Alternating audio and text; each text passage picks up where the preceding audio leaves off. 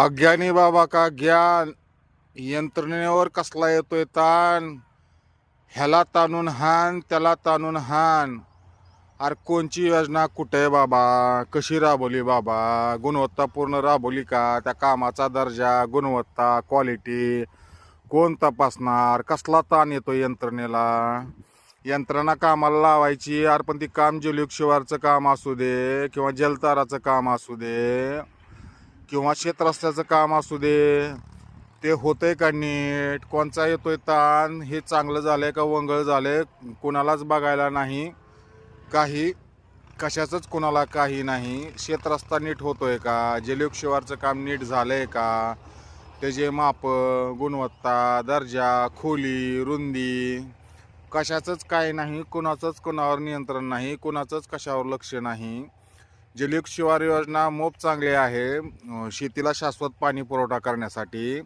शेतरस्त्याची योजना कागदावर खूप छान आहे शेतीला जा ये करण्यासाठी, परंतु त्या गोष्टीचा निरीक्षण अहवाल कुठं, कोणत्या शेतीला कोण रस्ते नाही आहेत, कुठं रस्ते नाही आहेत, कुठं जागा उपलब्ध आहे, त्याचा नकाशा, त्याची स्थळ पाणी, त्याचं पुन्हा तंटामुक्ती, सगळ्या शेतकऱ्यांचा एक विचार घेऊन हा अभ्यास कोणत्या यंत्रणेनं ताण येतो म्हणून करत नाहीत. कुठंच काही नाही, कशाचंच काही नाही. नुसती योजना अप्रतिम, अति उच्च, खूप सहकार्य करणारी.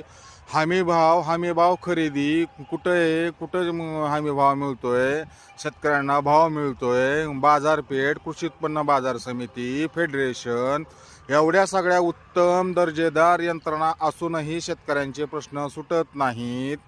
शेतकऱ्यांच्या अडचणी काय कळत नाही. तरी शेतकरी ओरडतोय. ऊसासाठी ओरडतोय, सोयाबीनला भाव नाही ओरडतोय, उडदाचं, तुरीचं, मुगाचं, पुन्हा कीड नियंत्रण, खताबद्दल ओरड निर्माण होते, बियाण्याबद्दल ओरड निर्माण होते. नेमके कोणचे प्रश्न उत्तम दर्जेदार यंत्रणा आहे की ज्या यंत्रणेला ताण येतो आणि ती यंत्रणा सोडवू शकत नाही. काहीच कळत नाही. कसं काय बोलावं, शेतकऱ्यांना मार्गदर्शन कुठं करताय तुम्ही.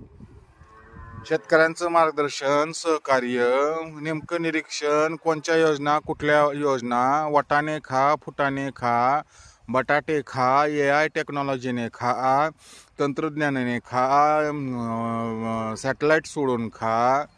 नेमकं कोण खातंय, अनुदान देतंय, कशासाठी देतंय, तरी शेतकऱ्यांचे प्रश्न मिटत नाहीत. मग मार्गदर्शन करायचं कोणी, तशी यंत्रणा राबवायची कोणी, तसं वातावरण निर्मिती करायची कोणी.